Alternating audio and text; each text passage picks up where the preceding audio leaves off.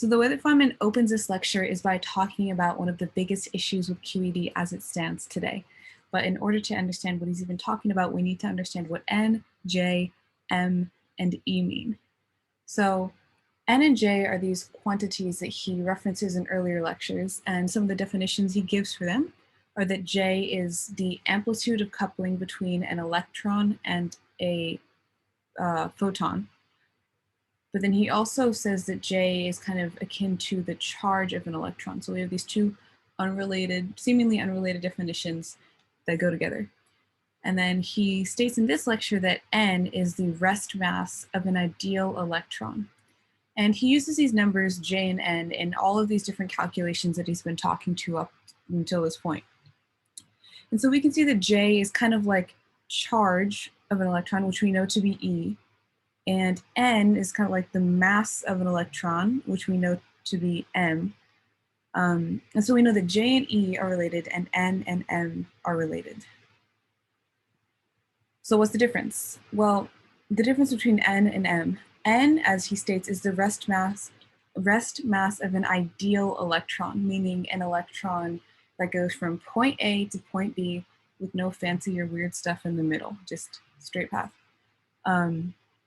But that's not what really happens, right? What really happens is that we have all these different possibilities of an electron emitting and absorbing a photon, or emitting and absorbing 2 photons or 3 photons, and doing all this, crazy stuff.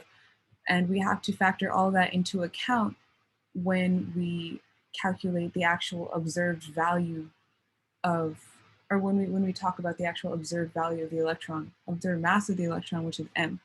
And so M depends on these corrections, which involve the transfer of photons.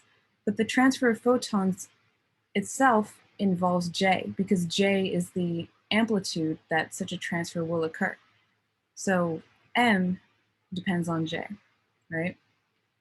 Now if we're going to talk about the difference between J and E, so kind of it's the same thing, right? J is the charge of an ideal electron that does no fancy stuff. Then E, the observed charge of the electron, depends on the calculation E, A to B, which factors in all the different possible crazy things an electron can do. And as you guys saw in previous lectures, in order to calculate E, A to B, we need N. So M depends on J and E depends on N. So you can't really take any of these things in isolation and use them to calculate the other, because they all depend on each other. So how do we find N and J? Well, ideally, since we know M based on observation, based on experiment, and we know E based on observation and experiment, we should be able to kind of tweak N and J until they match the observed values, right? Until we can use them in our calculations and everything works out nicely. But when it comes down to actually calculating for these things, what happens is we have to account for every single possible path and scenario. And as it turns out, there are quite a lot of possible paths and scenario, all the way up to an infinite number. And so what happens when we try to calculate these is that the integral that they use to calculate them diverges to infinity. And so the answer that people were getting just made 0 sense, because infinity doesn't make any experimental sense for the values of these numbers. So they were like, what the heck are we gonna do? How are we gonna fix it?